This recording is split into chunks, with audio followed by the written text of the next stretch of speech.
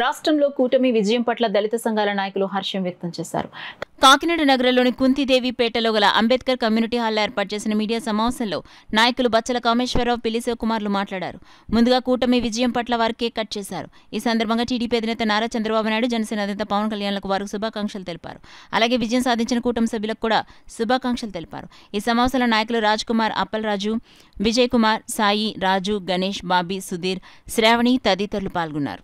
ప్రధానికందరూ కూడా అదేవిధంగా ముందుగా ఎస్సీలందరూ కూడా నా ప్రత్యేక జేబీఎంలు. ఎందుకంటే 2019 నుంచి 2024 వరకు కూడా ఎస్సీల సప్లాన్ నిధులు దారి మళ్లించి రకరకాల పథకాలకి వాడినందుకు 2024 ఎలక్షన్లో జగన్మోహన్ రెడ్డికి ఆంధ్రప్రదేశ్ ఎస్సీ సామాజిక వర్గం అందరూ కూడా తగిన బుద్ధి చెప్పారు. అదేవిధంగా ఎమ్మెల్సీ అనంతబాబు అనే వ్యక్తి డ్రైవర్ సుబ్రహ్మణ్యాన్ని హత్య చేసి డోర్ డెలివరీ చేసినా సరే ఆ ఎమ్మెల్సీ అనంతబాబుని జగన్మోహన్ రెడ్డి అదేవిధంగా వాళ్ళ టీం అంతా కూడా పక్కన పెట్టుకొని తిరిగినందుకు కూడా ప్రత్యేకంగా ఆంధ్రప్రదేశ్ ప్రజలందరూ కూడా ఒక ఎస్సీ అనే కాదు ప్రతి ఒక్కరు కూడా ఇంత క్రూరంగా ఉన్న ప్రభుత్వాన్ని మట్టి కర్పించాలని చెప్పేసి ఓటు అనే ఆయుధంతో 2024లో ఈ ఎలక్షన్ ఎలా అంటే ఎప్పుడు చరిత్రలో కనీవిని ఎరగనట్టుగా ఆపోజిషన్ లేకుండా, ప్రతిపక్షం అనేది లేకుండా ప్రజలందరూ కూడా తిరుగుబాటు చేసి 2024 ఎలక్షన్లో జగన్మోహన్ అనే వ్యక్తిని ఇంటికి పంపించే విధంగా బుద్ధి చెప్పినందుకు ప్రత్యేకంగా ఆంధ్రప్రదేశ్ ప్రధానికి అందరూ కూడా నా ప్రత్యేక నమస్కారాలు.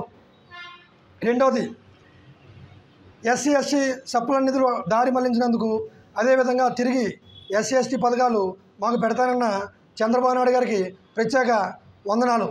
నియోజకవర్గం ఎంపీ ఈ ముగ్గురు క్యాండిడేట్లకి కూడా మా హృదయపూర్వక అభినందనలు తెలియజేస్తున్నాం.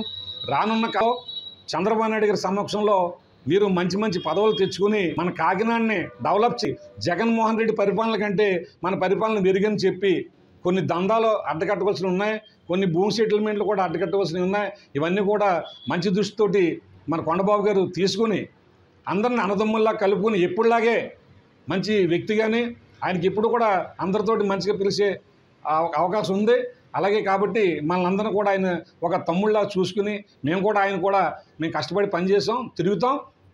మాకు మీకు సహకరించండి, మా దళిత పేటల్లో మీరు అభివృద్ధి పరచండి. అలాగే ముఖ్యంగా నేను లోకేష్ గారు మాకు పాదయాత్రలో ఒక మాట ఇచ్చారు. ఏవైతే జగన్మోహన్ రెడ్డి తీసిన పథకాలు ఉన్నాయో ఆ 27 పథకాలు మనం ప్రవేశపెడదాం అని మాట ఇచ్చారు. అలాగే మేము లెటర్ పెట్టాం, ఆ లెటర్ కూడా మాకు సమాధానం పంపించారు.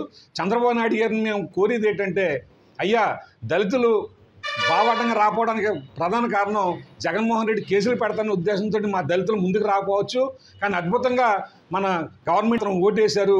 మీరు అర్థం చేసుకోండి, మీ వెనకాలందరూ కూడా మేము ఓట్లేసి మేము నెగ్గించుకున్నాం. ఈరోజు చంద్రబాబు నాయుడు గారు మీరు మళ్ళీ అధికారంలోకి వచ్చి మా ఎస్సీ బీసీలందరినీ జాగ్రత్తగా చూసి మా ఎస్సీ కార్పొరేషన్ అభివృద్ధి పథంలో నడిపించి మమ్మల్ని అందరినీ ఆదుకోవాల్సిందిగా కోరుతూ మరొకసారి ఈ విజయోత్సవంలో మీ అందరికీ కూడా మేము జై భీములు తెలియజేసుకుంటూ